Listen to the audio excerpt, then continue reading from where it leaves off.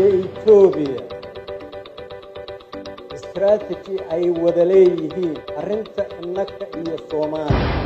أرنت مرحوم علي قليب قليل رئيس الوزراء رئيس صوماليا يلا شيء إن سون قطر عايز يسيد دولة إثيوبيا قارهان سيكون إثيوبيا اللي وكسرنا جيجو كنت وعنا وناكسنا قيارتها وذا أنكو صاحبنا يويد الكيمبا بيرول بوا الجوكتان وعن الله ناي وقت قايدين وعنا هذا دمان تيم بمقال كله جري هذا بمقال كله جري سبحان الله سبحانه وتعالى عنك قبل ينا أموره لا ده إلهي نوسلا إلهي سبحانه وتعالى أنا أولاد أبوبا كي أنت أولادون كان هاي أولاد باري هسي أنت جردون كان جور وناكسني مستقبل وناكسني يبوين هسي قفل بمقالك شرط قبط على جريانا وعن ربي سبحانه وتعالى عنك قبل ينا مال الدنيا يسفلين إنه إلهي سبحانه وتعالى وسيا دم بيجود والد كودنا يبولا فرب سبحانه وتعالى أنا وكعزوما جنة الفردوس لا على حاسدك وعلى النهي ومن شر حاسد إذا حاسد الحاسد لا يفلح بإذن الله الكريم وعقودا بينيا هوقي خسارة ورب سبحانه وتعالى عنك قبل ينا أنت عن وصلنا وعن رب سبحانه وتعالى عنك قبل ينا إنه إلهي حنونك وكنت لقاضي عافما إنه وكبدله ومدى الصوماليين ميلو بيجوكتن رب سبحانه وتعالى قرقار كيسي نسري كيسي بويني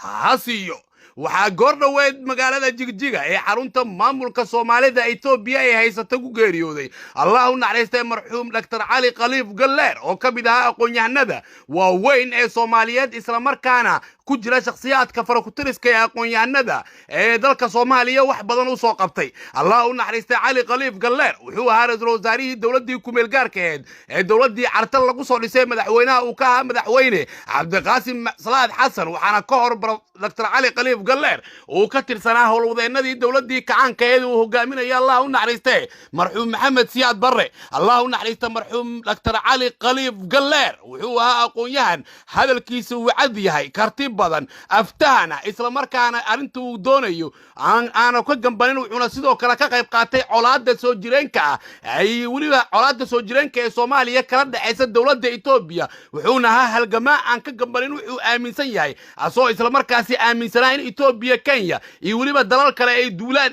ay ku yihiin Soomaaliya isla markaana ay doonayaan Soomaaliya inay qabsadaan marxuum Ali Khaliif Galleer ayaa muddooyinkii ugu dambeeyay wuxuu ku sugnaa jigjigo halkaas oo ay haysato dawladda Itoobiya waxaana la sheegay in xaaladiisa caafimaad ay ahayd mid aad u wanaagsan laakiin ila xoogaal oo ka tirsan ehelka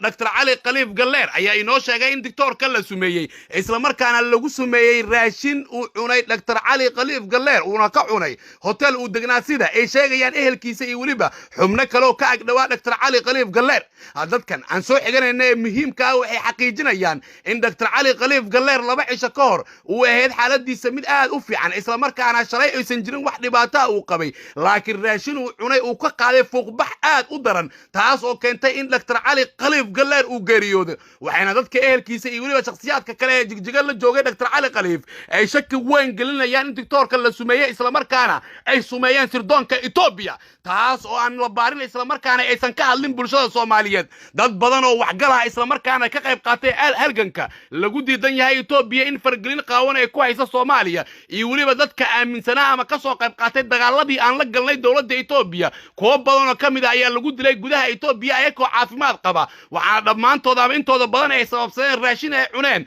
taas oo la tuunsan yahay in lagu sumeeyay waxaana qaladaadka taariikhiga ee dhacay kamid ah in dadkaasi halgamayaasha ee ku dhintay gudaha Itoobiya aan la baarin meedkooda adduunka qofka muhiimka ee waxgalka ah haddii meel ka baxsan wadankiisa uu ku geeriyoodo waxaa lagu sameeyaa baaritaan gaar ahaan dalalka kale ee colaadda kala dhaxaysa ayadoona aan meedka la aasin laakiin Soomaaliya waxaa durbadiiba la aasaa isla markaana la soo gootiyaa godkana loo dhaadhiciyaa qofka markaasi geeriyooday la tuunsan yahay in la sumeeyay jigjigo waxaa si isku mid ah ugu geeriyooday shakhsiyaad caan ah ama guud ahaan Itoobiya kuwaas oo kamid ahaa kuwii ka soo qayb qaatay halganka Itoobiya lagu diidan yahay isla markaana waxaa kamid ahaa dad waxgal u ah ummadda Soomaaliyeed sida Abwaan Sangub sidoo kale fanaankii weynaa ee qaranka Soomaaliya Daawud Cali Masxaf wariyihii qaranka ee Itoobiya sida weyn ula dagaalay isla markaana muddo ku sugnaa jigjiga xilligii jigjiga uu maamulayay Cabdi Ilay waa wariye Cawke kaas oo si weyn uga qayb qaatay dagaalka ka dhanka Itoobiya waxaana Cawke lafdhabar u ahaa dagaalkii Soomaaliya ee la gashay Itoobiya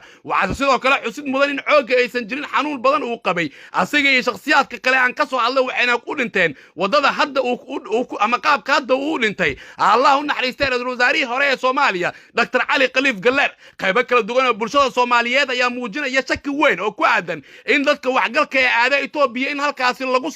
sameeyo gaar ahaan dadka nacaabka Itoobiya hore u qabay isla markaana aaminsan Itoobiya in Soomaaliya ay qabsanayso dhammaanteen waa inaan ka qayb qaadanaa si loo hashtag aan sameeynaa si loo sameeyo baaritaano ku aadan shakhsiyaadkaasi gudaha Itoobiya ku dhintay ee la rumaysan yahay in la sumeeyay Allahu naxariista marxuum Dr. Cali Khaliif Galleer wuxuu ka mid ahaa aqoon-yahanada farakutiriska hadda ee ku faanta ummadda Soomaaliyeed madax kala duwan oo Soomaaliyeed ayaa ka tacsiyay geerida Dr. Cali Khaliif Galleer ayaduna qaybo badan oo bulshada ka tirsan oo isticmaala baraha bulshada ee muujinayaan shakiga ku aadan in Dr. Cali Khaliif Galleer lagu sameeyay gudaha Itoobiya haddaba faahfaahin arrintan ku saabsan iyo wareysiyo arrintan ku aadan goor dhow ayaan idin soo gudbin doonaa